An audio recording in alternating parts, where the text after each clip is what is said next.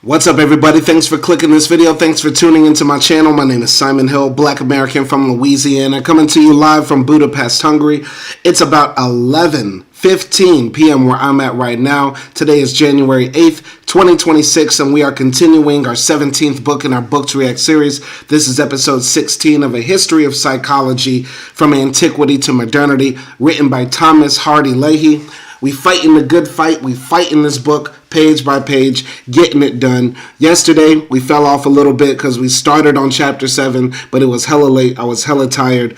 And without further ado, we're going to jump into the rest of chapter 7, where we talk about the ascent of science. We're starting from the section of philosophy of and for science, positivism, reading from page 196, and hopefully we're going to make it through all of the rest of chapter 7 till page 217. I think we can do it. 20 pages is not that much. We've done 20 pages before. Let's get into it. Starting here, a philosophy of and for science, positivism.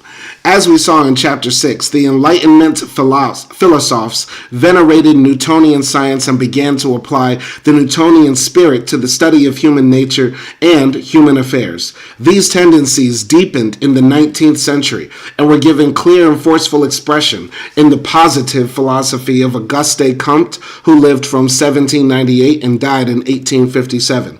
Like the philosophers, Comte was not a philosopher, scientist, or an academician. I've never heard that. Maybe just academic would have been better. Anyway, Comte was none of those, but he was a public writer and lecturer who wanted to bring about political and social change rather than advance the cause of science. Unlike the philosophers who talked among themselves in their glittering aristocratic salons and who cultivated enlightened despots, Comte addressed the working classes and the women excluded from politics by the restored French aristocracy. Positivism as social theory. Comte described human history as passing through 3 stages, culminating in a final perfect stage of government.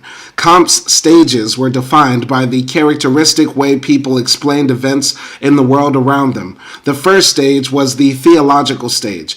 In this stage, people explained phenomena by positing unseen supernatural entities, gods, angels, demons, souls, behind them. For example, ancient Egyptians regarded the sun, Ra, as a god and worshipped him to ensure his arising each morning. Platonic, Cartesian, or religious dualism represents theological thinking in psychology because the soul is seen as a non-material and immortal being that guides the behavior of the body. The second stage was the metaphysical stage. Events were still explained by unseen entities and forces, but they were no longer anthropomorphized as divine beings or attributed to supernatural influences. In psychology, Aristotle's concept of form is at Comte's metaphysical stage. The soul of a living being is not conceived as supernatural or immortal, but as an unseen essence that defines and governs it. Indeed, Aristotelian thinking was a favorite target of the positivists, with its essences and intellects and seeing hidden purposes in all things. It committed the positivist crime of metaphysics on a grand scale. The third stage was the scientific stage. In this last stage, explanations drop all references to unseen entities or forces of any type. Following Newton, positivist science feigns no hypotheses about any hidden causal structure of nature, but provides precise mathematical principles by which to gain power over nature. This stage represented the triumph of the philosophy of positivism. According to Comte, each stage is also ruled by a characteristic form of government, depending on the reigning mode of explanation. During the theological stage, the government is run, as it was in Egypt, by priests, those who possess knowledge of the gods and so can communicate with them, propitiate them, and, to a degree, control them. The metaphysical stage is ruled by refined aristocrats, such as Plato's guardians, or a philosophe elite, who are in touch with the higher things of art and philosophy. Finally, in the scientific stage, scientists rule. In particular, a new science, sociology, would come into being. Sociologists, armed with a Newtonian science of society, would have the same precise and accurate power over society that natural scientists have over nature. With the triumph of science, superstition and religion would disappear, Comte thought, and would be replaced by a rational, naturalistic religion of humanity that would worship the only real creative power in the universe, Homo sapiens. Going up here, modernity described by a frenemy. The bourgeoisie cannot exist without constantly revolutionizing the instruments of production. Okay, this is Marx. And thereby the relations of production, and with them the whole relations of society. Conservation of the old modes of production in unaltered form was, on the contrary, the first condition of existence for all earlier industrial classes. Constant revolutionizing of production, uninterrupted disturbance of all social conditions, everlasting uncertainty and agitation distinguish the bourgeoisie epoch from all earlier ones. All fixed, fast-frozen relations, with their train of ancient and venerable prejudices and opinions, are swept away. All new-formed ones become antiquated before they can ossify. All that is solid melts into air. All that is holy is profaned, and man is at last compelled to face with sober senses his real conditions of life and his relations with his kind. Marx and Engels in the Communist Manifesto. You all know that Marx and communists hated the bourgeoisie and capitalism and wanted to destroy both. But there was more to Marx than that. If you read this famous passage carefully, you will see that Marx respected and even needed the bourgeoisie and capitalism.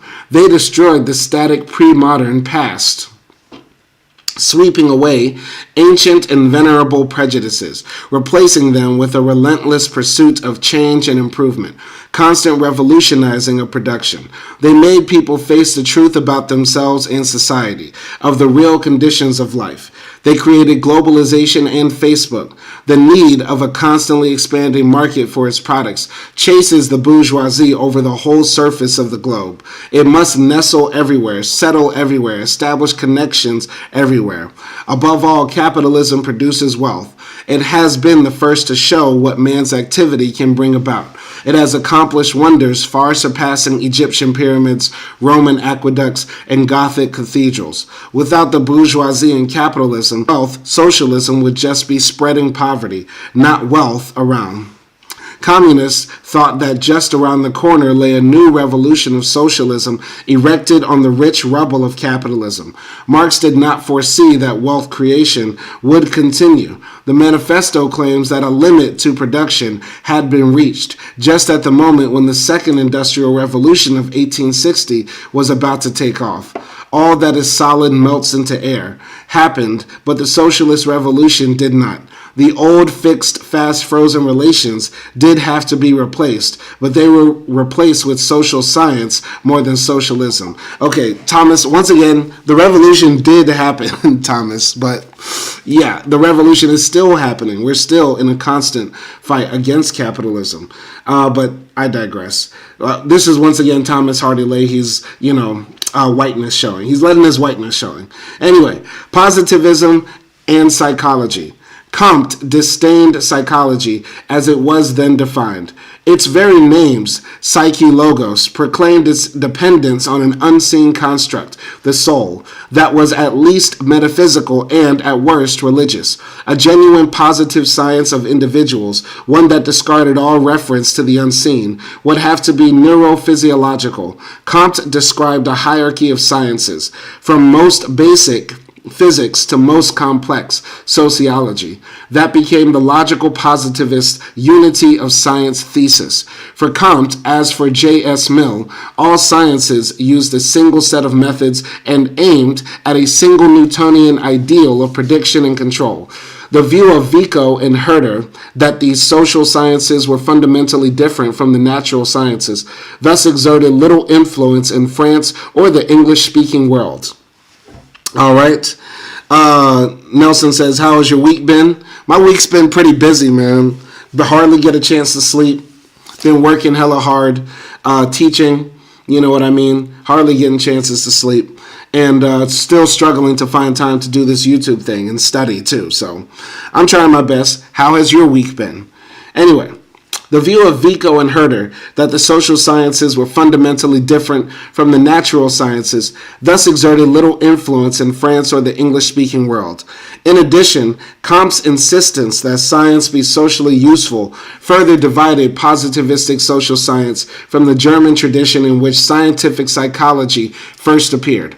Most German psychologists wanted psychology to be a pure science and resisted making it a practical, applied psychotechnics. French, English, and American psychologists, on the other hand, always wanted psychology to be socially useful.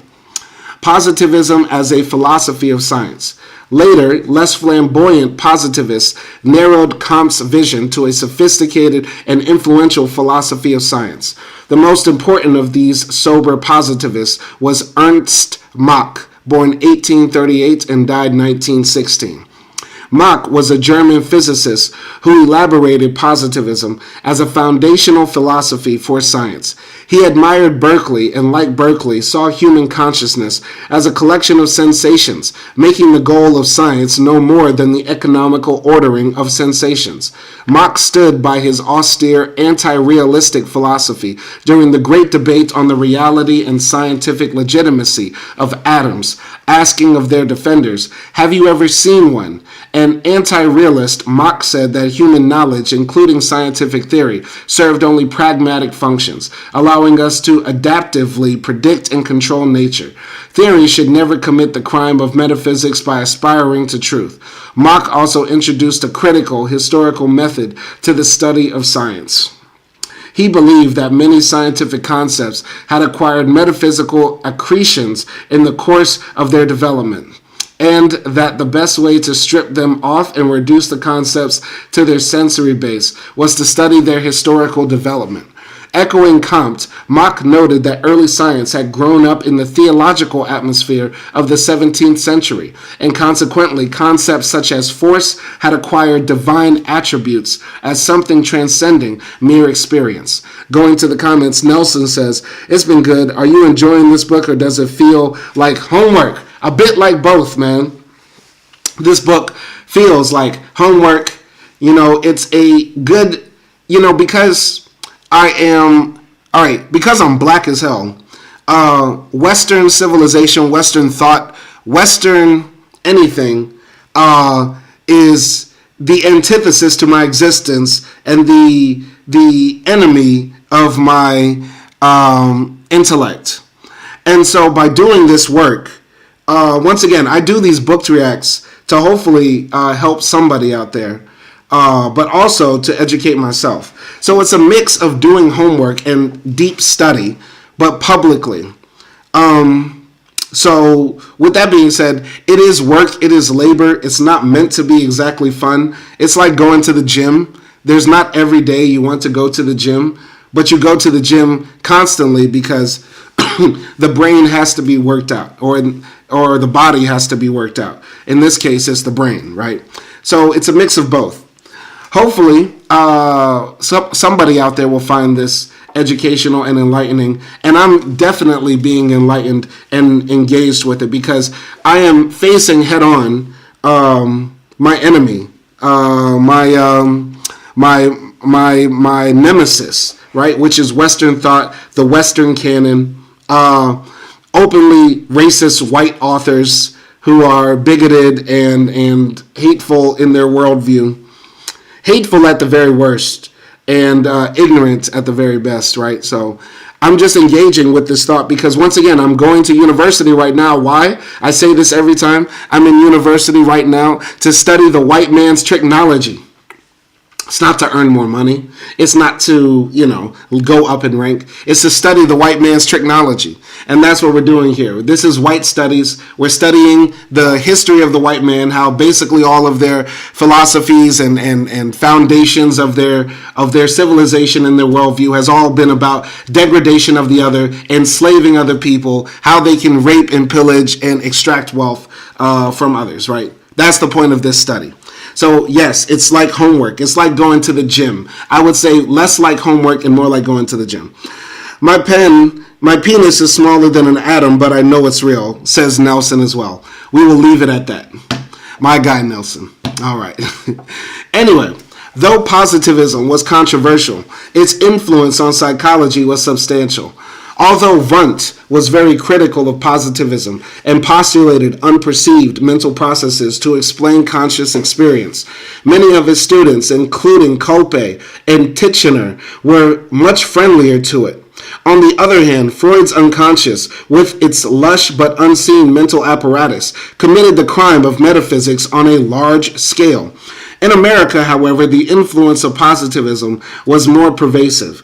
William James was a great admirer of Mach, whose concept of knowledge as a practical adaptation to life is quite consistent with James Darwin's inspired pragmatism.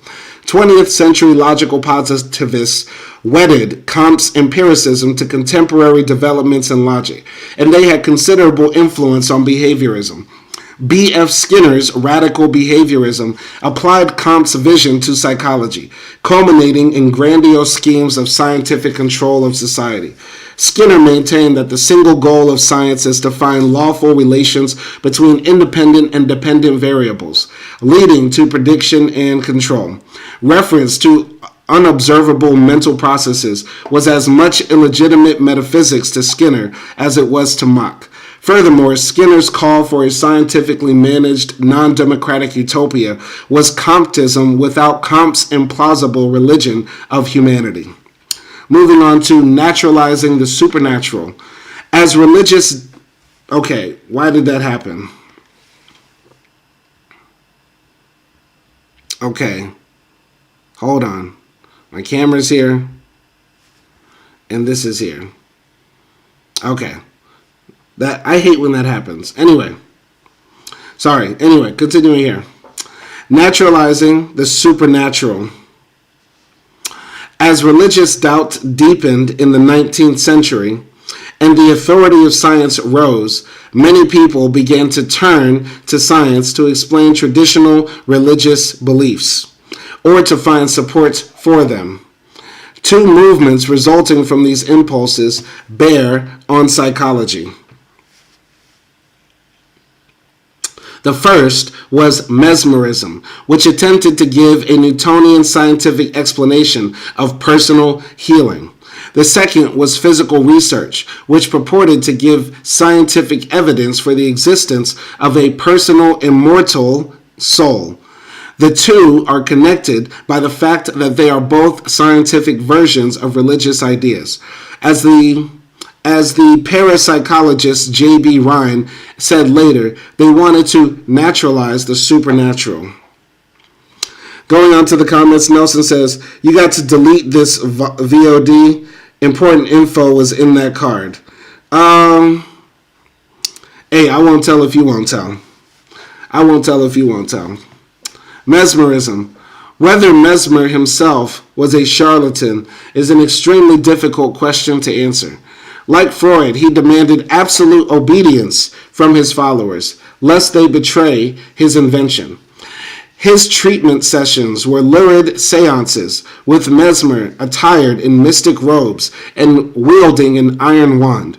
Moreover, Mesmer drifted into genuine occultism, using animal magnetism to explain clairvoyance, telepathy, and precognition. Yet Mesmer always tried to convince the medical establishment of his ideas' validity, even when it brought him nothing but ridicule. Mesmer was at once a magician and a pioneer in abnormal psychology. Although Mesmer attributed the trance to animal magnetism, it became apparent to his critics and even to some of his followers that something simpler was involved. The trance was due to the psychological control of one person over another rather than the passing of an invisible fluid from one body to another. Once this insight was obtained, it became possible to extract the mesmeric trance from the mystical context. Mesmerism was transformed into hypnotism. I think there was a movie Acti and I reviewed, a Japanese movie. I think it's called... What was the name of that Japanese movie? Because this mesmerism sounds very familiar to a Japanese film we watched a few months ago. and I think it's called, yes, Cure. Yes, there's a Japanese film called Cure that we reviewed, and I believe Mesmerism was a part of it. It's a film by Kiyoshi Kurosawa. Yeah. A film by Kiyoshi Kurosawa called Cure, and Mesmerism plays a deep part in the film's theme. That's why this sounds familiar. That's why this sounds so familiar. Anyway, yeah. All right. Nelson says, I have mesmerized many Brazilian females. Is it Pulse? No, it's not Pulse. It was Cure. But, yeah, I didn't really enjoy that film, The Cure. I didn't enjoy it that much, though hypnotism played a part in it. But I wonder if mesmerized is where that term comes from. Is that where that term comes from? Mesmerized, because it means like hypnotized? That must be where that term comes from. See, this is why we do the reading. Anyway, this transformation began in France. This transformation began in France, the locale of Mesmer's greatest successes and greatest denunciations.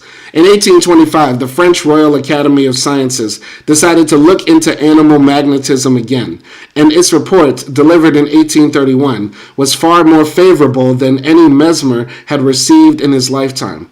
Without Mesmer's secretive personality and occult theory, the magnetic trance could be viewed more objectively as without Mesmer's secretive personality and occult theory, the magnetic trance could be viewed more objectively as an unusual mental state that was of possible use to doctors and which merited further investigation.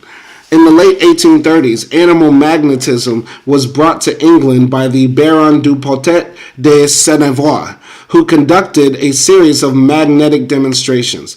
They caught the attention of a young radical and innovative physician named John Elliotson, born 1791 and died in 1868. John Elliotson began to use magnetism both as a cure for various diseases and as an aesthetic drug during surgery. Like Mesmer, Elliotson was eventually drummed out of established medicine for his beliefs. He founded a journal devoted to animal magnetism and phrenology, and encouraged other physicians to use magnetism in their practices. James Esdale, born 1808 and died in 1859, was another English physician who used mesmerism, especially as an aesthetic. Despite his popularity with the natives of India, where he worked, the government denied support for his mesmeric hospital. The transformation of mesmerism was completed by James Braid, who was born in 1795 and died in 1860. James Braid named it neurohypnotism, or more briefly, hypnotism, derived from the Greek hypnos, meaning sleep. Braid considered the hypnotic state to be nervous sleep. He began as a skeptic of mesmerism, but his own investigations convinced him that the phenomenon were real enough. It was the fluidic theory of animal magnetism that was incorrect. In neurophenology, Braid wrote, the phenomenon of mesmerism were to be accounted for on the principle of a derangement of the state of the cerebrospinal center, induced by a fixed state, absolute repose of the body, and fixed attention. The hypnotic state, Braid wrote, depends on the physical and psychical or mental condition of the patient, not at all on the volition or passes of the operator, throwing out a magnetic fluid or exciting into activity some mystical universal fluid or medium.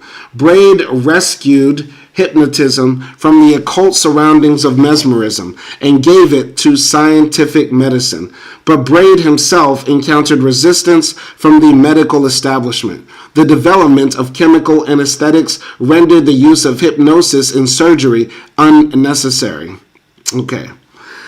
Spiritualism and Psychical research. Just write mental research. Why are they using this word psychical? So annoying. Anyway, spiritualism and psychical research. The doctrine of materialism and the religion of positivism may have inspired enthusiasts of scientism, but many people were unsettled and even repelled by them.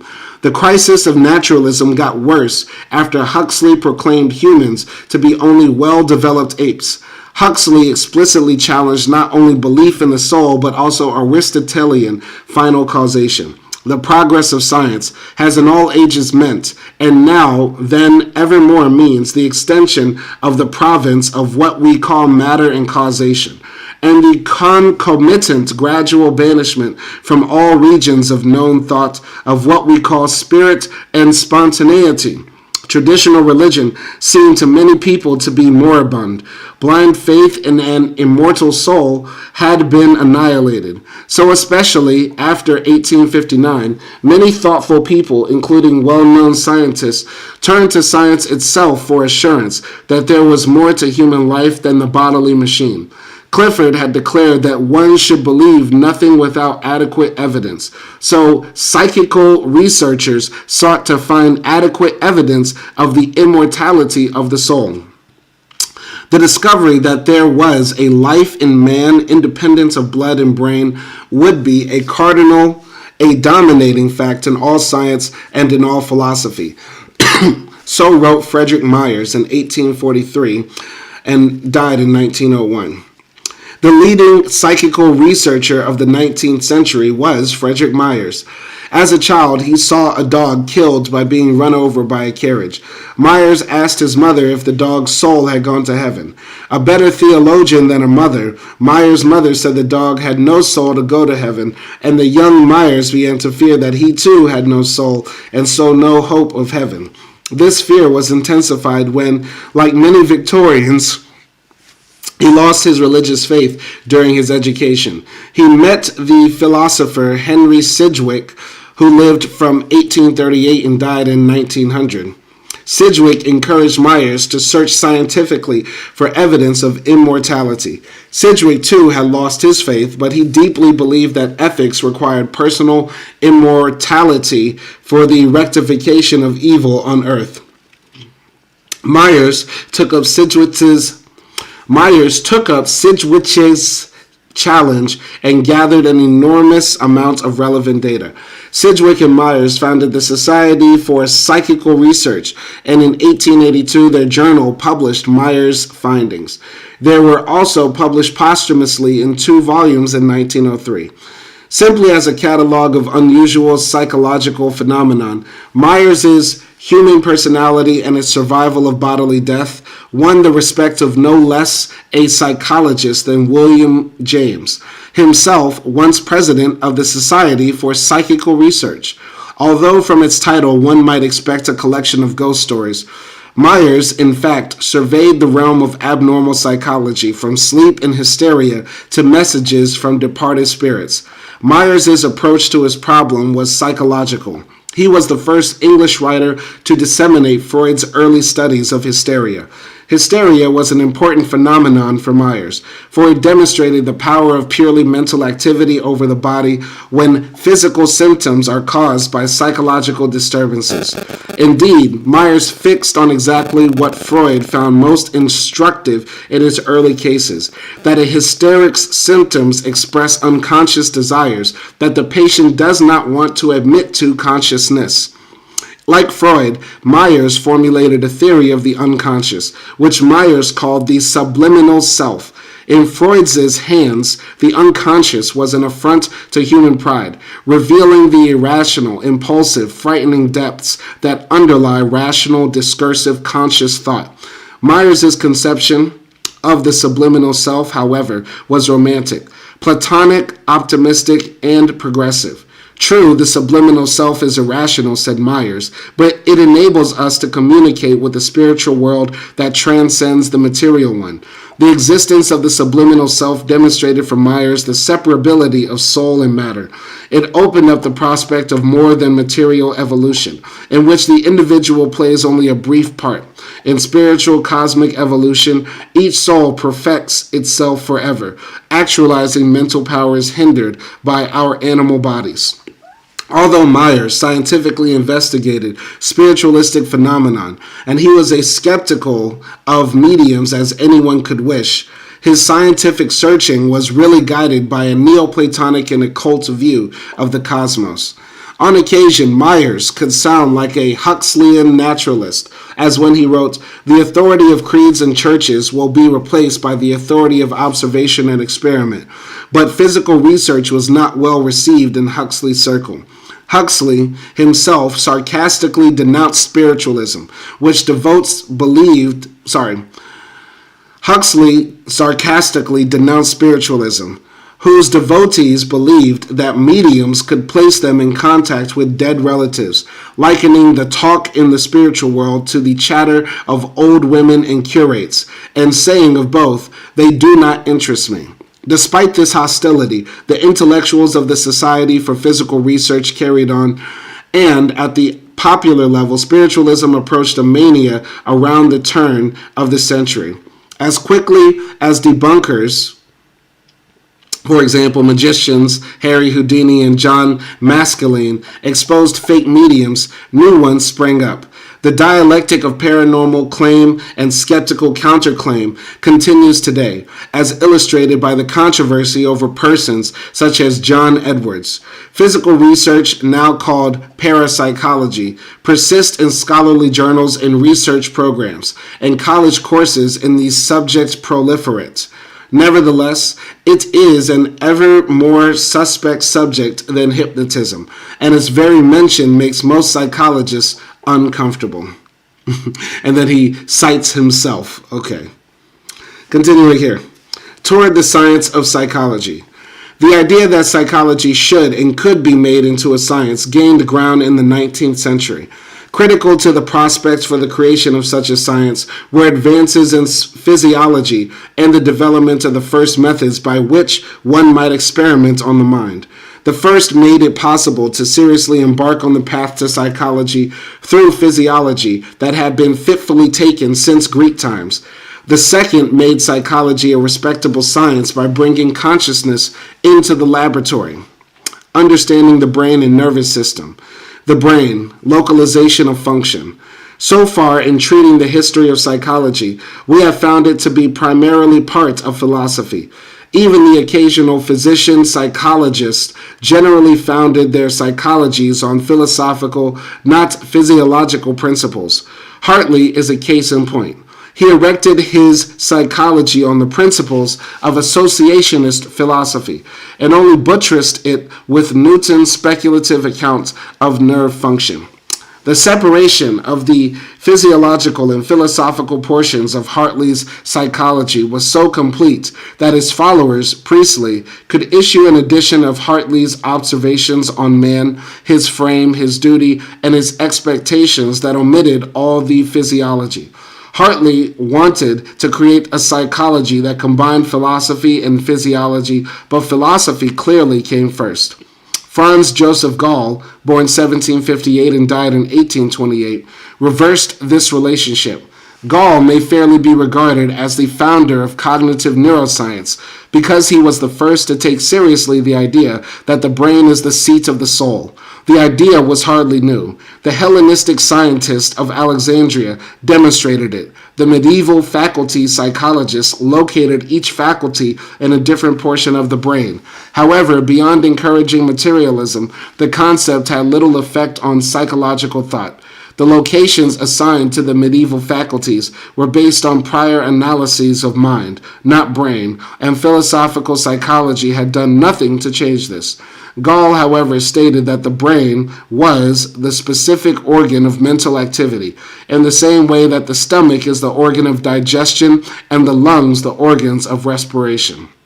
Therefore, the study of human nature should begin with those functions of the brain that give rise to thought and action, rather than with abstract and introspective inquiries into mind. The philosophical background against which Gall reacted was French empiricism and associationism, especially Condillac's sensationism.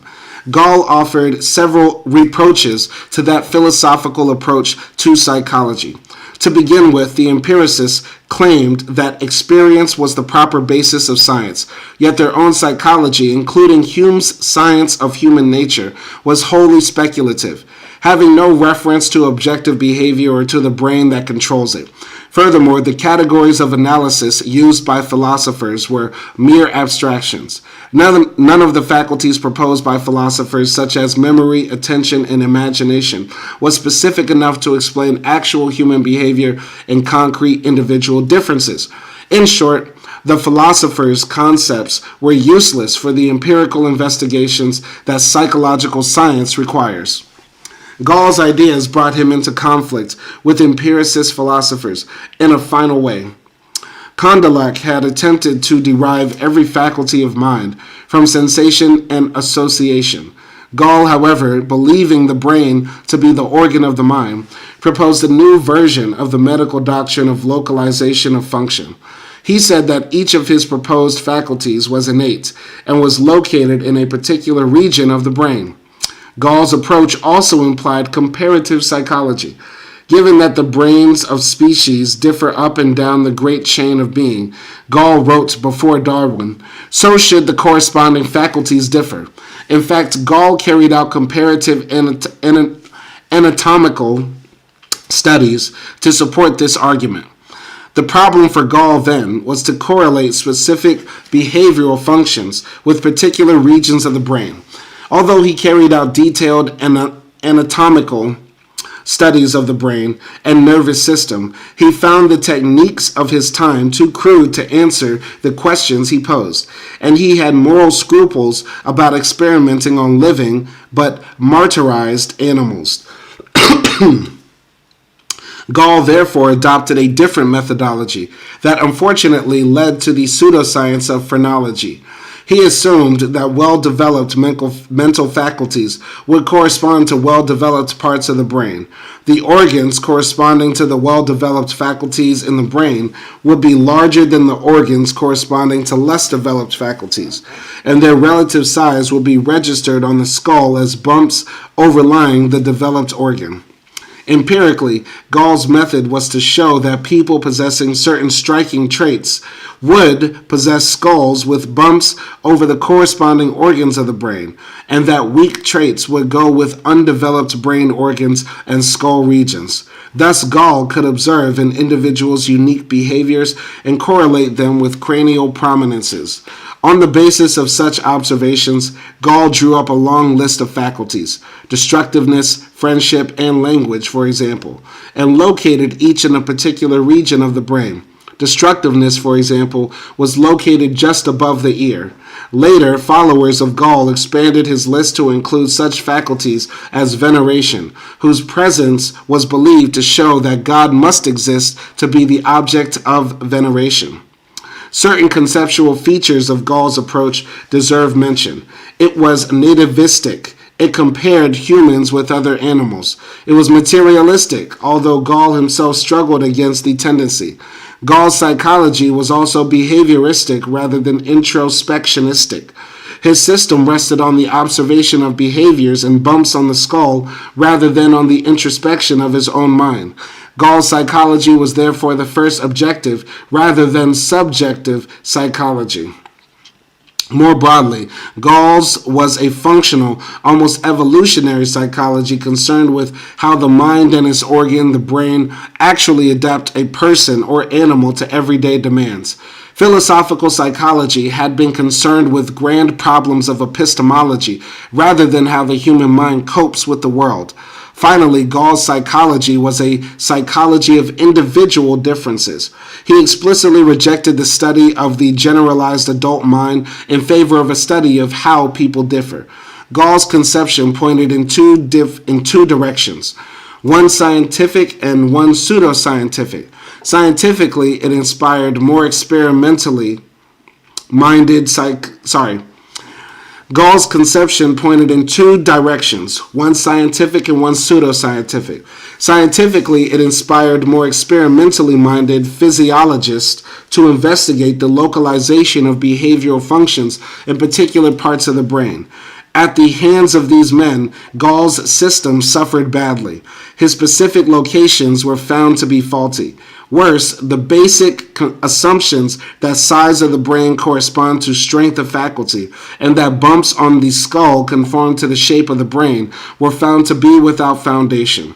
The entire system was violently rejected as a sham and fraud, appealing only to credulous laypersons. The appeal to the lay society was the other direction, the pseudoscientific direction taken by Gall's ideas. His quondam associate, Johann Caspar Spurzheim, born 1776 and died in 1832, popularized Gall's ideas in the simplistic system of phrenology. In Spurzheim's hands, phrenology became the first popular psychology, and Spurzheim aimed to reform education, religion, and peniology. His missionary activities carried him to the United States, where the ground was most fertile for phrenology. He died shortly after arriving, but his work was carried on by the English phrenologist George Combe. The story of phrenology in the United States is discussed in Chapter 10 on the psychology of adaptation, where we will find that precisely those features in phrenology that appeal to ordinary Americans were also those that ensure the success of evolutionary psychology in America. When will this man mention racism? When? Because phrenology is essential to racism and slavery and racial oppression. Anyway, I'm sorry. Continuing here. Gall's major critic was a leading French psychologist, Marie-Jean-Pierre Flourens, born 1794 and died 1867, a pioneer in experimental brain research. Flourens discovered the functions of the various lower parts of the brain, but regarding the cerebral hemispheres, he parted company with Gall. I've never heard of a man named Marie-Jean-Pierre.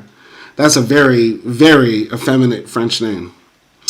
Flourens ridiculed phrenology and argued on the basis of his own research, which involved lesioning or ablating parts of the brain, that the cerebral hemispheres act as a unit containing no specialized organs for special mental faculties. In his conclusions, Flourens was more dominated by philosophical ideas than was Gall. Flourens was a Cartesian dualist who viewed the soul as residing in the cerebral hemispheres. And, said Flourens, since the soul is unitary, the action of the hemispheres must be so too. Flourens thus advocated the idea of mass action. The cerebrum is a single organ with a single function, thought. It acts as a mass, not a set of disparate, localized organs, as Gall held. He believed there was no organic connection between the sensory and motor functions of the lower parts of the brain and the cerebrum. Flourens's stature assured the success of his attack on Gall, and his view of the unitary action of the cerebrum remained orthodox dogma for decades. The nervous system, the way in and the way out. In 1822, Francois Magendie, born 1783 and died in 1855, announced a discovery of momentous long-term implications for neuroscience. Earlier, on the basis of post-mortem dissections, the English physiologist Charles Bell, born 1774 and died 1842, had distinguished two sets of nerves at the base of the spinal column. Bell suggested that one set carried information to the brain, sensory or afferent nerves, while the other carried information from the brain to the muscles, motor or afferent nerves. Previously, it had been thought that nerves work in both directions. Magendie discovered the same thing independently and more conclusively because he demonstrated the different functions of the nerves in the spinal column by direct experiment on living animals. The next decade in brain physiology brought the extension of the distinction between afferent and efferent up the spinal column and into the cerebrum. Let's look up these words, afferent and efferent. I've never heard of these. Afferent definition. All right, afferent in physiology. Okay, Conducting or conducting inwards or towards something for nerves. Conducting or conducted inwards or towards something. For nerves, the central nervous system. For blood vessels, the organ supplied. I'm going to drop that in here. All right, that's afferent. Now let's look up efferent. Efferent. Conducted or conducting outwards or away from something. For nerves, the central nervous system. Okay. All right. So afferent is in, afferent, efferent is out. Afferent is in.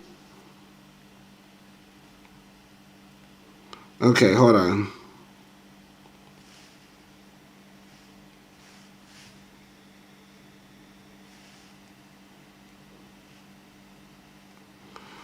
All right.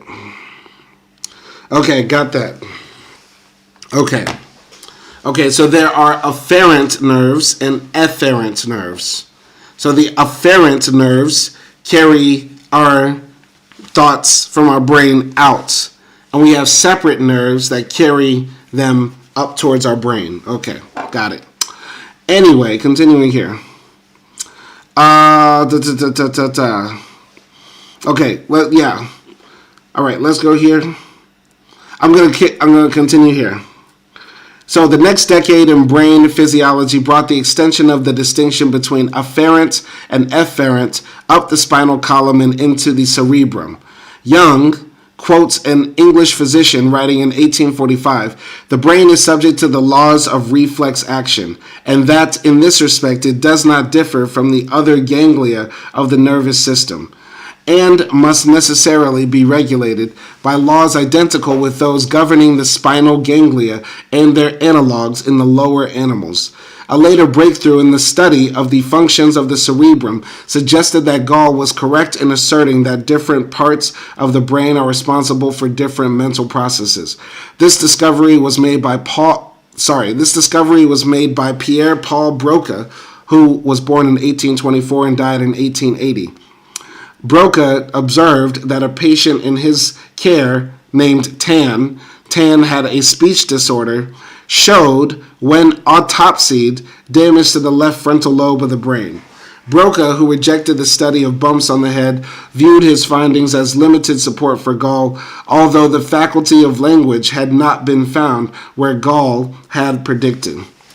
Against this view was the observation that the cerebral hemispheres seemed insensitive. They had been poked, prodded, pressed, and pricked, but no movement resulted in living animals. This supported Florentz's view that the hemispheres were not involved in action. However, in 1870, two German researchers, Gustav Fritz and Edward Hitzeg, announced that electrical excitation of the cerebrum can elicit movement and that different parts of the brain, when stimulated, seem to regulate different movements. The emerging reflex theory of the brain. This finding encouraged others to map out the brain, locating each sensory and motor function. Today, brain maps are remarkably precise and allow tumors to be located with great accuracy. A new phrenology was thus born, in which each part of the brain was assigned a discrete sensory or behavioral function. But the new localizations were different from Gall's, for they resulted from an extension of the sensory-motor nerve distinction to the cerebrum. Some parts of the brain receive sensations. Others govern specific actions. And the association of sensation and action produces behavior. In this view, the brain is a complex reflex machine with the cerebral hemisphere providing associative connections between incoming stimuli and outgoing responses. The reflex theory of the brain provided an opportunity and a serious challenge for psychology. The opportunity lay in the similarity of the new neuroscientific theory of the brain to the older Cartesian theory of consciousness, especially in its associative form. The brain connected stimuli and responses, the mind associated or connected ideas. Thus, the reflex theory of the brain promised to fulfill the ancient ambition of the path through physiology, to connect mind with brain and make psychology a science. The challenge lay in realizing how many behaviors were done by the brain alone, without consciousness. Perhaps consciousness played no role at all in causing behavior, but was simply a byproduct of brain activity with no more Darwinian survival value than male nipples. That's funny. Consciousness is male nipples. That's funny. This automation theory of the mind was advocated by important scientists, including Huxley. Should the automation theory of the mind be correct, a psychology of consciousness would be an exercise in futility. The nature and causal status of consciousness remain a puzzle even today. Inventing methods for psychology. Quantitative measurement is central to the Newtonian conception of science. Without measurement, there can be no scientific laws. Of growing importance in 19th century science was experimentation, manipulating nature in order to reveal its workings. Mental measurement and experimental manipulation of the mind were first achieved in the 19th century, laying the groundwork for the founding of psychology. Experimental psychology, mental chronometry. The first quantitative way of measuring mental processes arose in a surprising place: astronomy. An important function of astronomy is to precisely map the stars.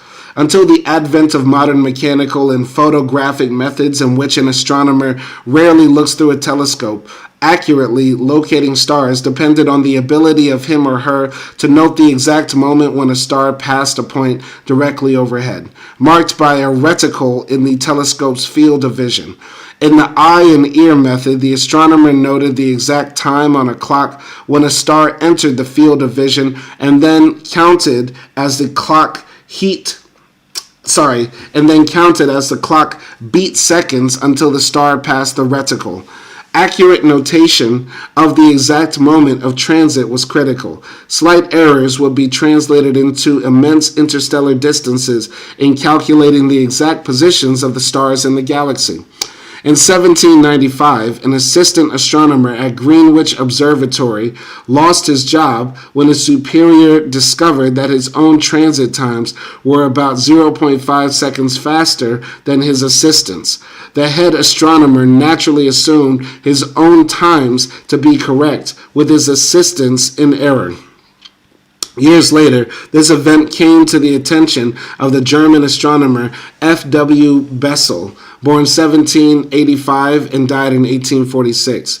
Bessel began to systematically compare the transit times of different astronomers. Bessel discovered that all astronomers differed in the speed with which they reported transits. To correct this grave situation, Bessel constructed personal equations so that the differences among astronomers could be canceled out in astronomical calculations. For example, the personal equation of the two Greenwich astronomers would be junior superior 0.5 seconds. The observations of any pair of astronomers could be compared in these equations, reflecting their personal reaction times, and calculations of star positions could be corrected accordingly. Unfortunately for astronomers, use of the personal equations assumed that individual differences were stable, which proved to be false. Indeed, experiments with artificial stars, which had known transit times, showed that sometimes observers saw the star intersect the crosshair before it occurred. Only the increasing automation of observation was able to eliminate these problems. Meanwhile, the great German physicist Hermann von Helmholtz used reaction time measures to answer the question of the speed of nerve conduction. In 1850, Helmholtz stimulated the motor nerve of a frog's leg at points near and far from the muscle itself. measuring the time it took for the muscle to respond. Before Helmholtz's investigation, it had been widely assumed that nerve impulses traveled at infinite or at least immeasurably fast speeds. Helmholtz estimated the speed to be only 26 meters per second. Interesting. I even thought that the reactions, like in our nerves, are faster than the speed of light. But no, it's about 26 meters per second. There's an exact time. Okay. Anyway, these two lines of research on reaction time came together in the work of F.C. Donders, who was born in 1818 and died in 1889. Donders was a Dutch physiologist. Donders saw that the time between a stimulus and its response could be used to objectively quantify the speed of mental processes. Helmholtz had measured the simplest sort of stimulus response, SR reaction. And astronomers had, for another purpose, investigated mental processes such as judgment. It was Donders' special contribution to use reaction time to infer the action of complex mental processes. So, for example, one could measure how long it takes someone to respond to a single stimulus, the turning on of a small light bulb above a response key. This is simple reaction time. Then one might complicate the task by having two lights and two keys. This is compound reaction time. A simple reaction is still involved, but the subject must discriminate or make a judgment in the philosophical parlance of the day, about which light has come on, and then respond appropriately. If simple reaction takes, for example, 150 meters per second to complete, and the compound reaction takes 230 meters per second to complete, then, Donders reasoned, the mental action of judgment added to the simple reaction must take 230 meters per second, 150 meters per second, 80 meters per second. This method, which seemed to offer an objective way of measuring physiological and mental processes that could not be directly observed, was called mental chronometry. The method was taken up early by Wundt and extensively used in the first psychological laboratories. Precisely because it was a quantitative method, it helped to ensure the scientific stature of experimental psychology as apart from qualitative philosophical psychology. It took the mind out of the armchair and into the laboratory. The use of reaction times has had its ups and downs in the subsequent history of psychology, but it remains an important technique today. So, psychophysics. The dean of historians of psychology, E.G. Boring, dates the founding of experimental psychology to the 1860 publication of Elements of Psychophysics, written by a physicist, Gustav Theodor Fechner, who was born in 1801 and died in 1887. Boring's claim rests on the fact that Fechner conceived and carried out the first systematic research in experimental psychology. Research, moreover, that produced mathematical laws. Their philosophers had widely assumed, following Kant, that the mind can be subjected to neither experiment nor mathematical analysis. Fechner showed these assumptions to be false. The difficulties do at first seem to be immense. In physics, we can manipulate objects and observe what they do, and what we can measure their position and momentum, writing mathematical laws that interrelate these variables, such as Newton's inverse square law of gravitation. However, minds are private and no instruments can be applied to conscious experiences. Fechner overcame these problems. He saw that the content of consciousness can be manipulated by controlling the stimuli to which a person is exposed. This control makes mental experiment possible. We can have a person lift objects of known weight, listen to tones of known pitch and volume, and so on. Even so, how do we measure the resulting conscious experiences or sensations the subject can assign no number to a tone or weight sensation. Fechner perceived the difficulty and got around it by quantifying sensations indirectly. We can ask a subject to say which of two weights is heavier, which of two tones is louder, but systematically varying both the absolute values of the pairs of stimuli and the differences between them, and by observing when subjects can and cannot distinguish the pairs, sensation can be indirectly quantified. Hence, we can mathematically relate stimulus magnitude with the resulting strength of sensation.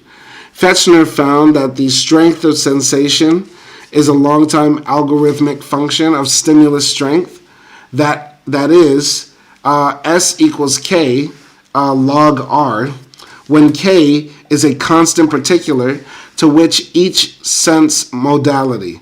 Stimulus differences are easier to detect when both stimulus are moderate absolute intensity.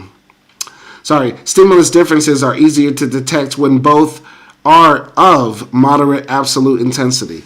That when they are of high absolute intensity, for example, it would be easier to distinguish a 10-ounce weight from an 11-ounce weight, that a $10 pound from a 10-pound 1-ounce weight. It will be easier to distinguish a 10-ounce weight from an 11-ounce weight than a 10-pound weight from a 10.1-ounce weight. Okay. So, Fechner's approach was not without antecedents. The basic method of asking subjects to distinguish stimulus differences had been pioneered by a physiologist, E.H. Weber. The concept of treating sensations as quantitatively varying conscious states goes back to Leibniz's monads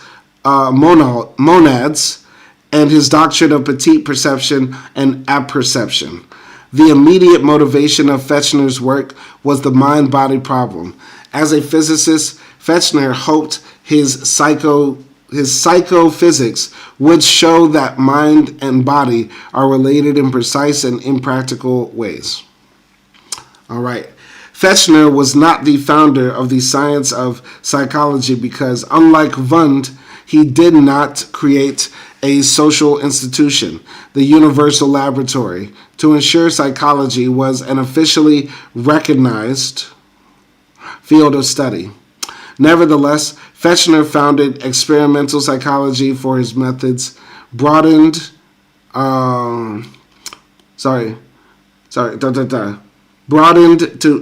Nevertheless, Fechner found experimental psychology for his benefit.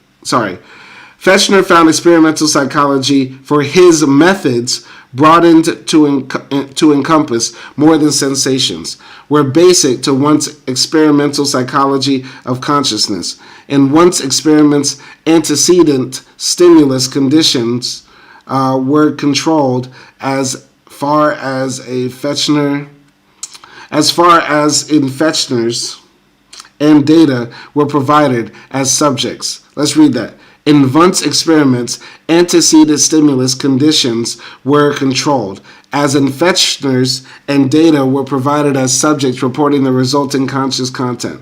It was not Wundt's only method, but it was an important one, and it was the one most of his students carried away with them from his laboratory.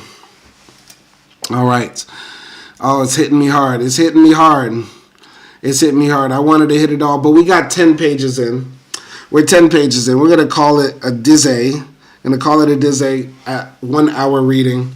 That's a good number. Man, these days are hitting me, man. These days are hitting me hard. Even if I get a lot of sleep, I still can't get over it. I don't know what it is. But either way, hopefully you enjoyed this live stream. Hopefully it helped you out. If you're a student or a scientist out there, y'all be easy out there, and peace.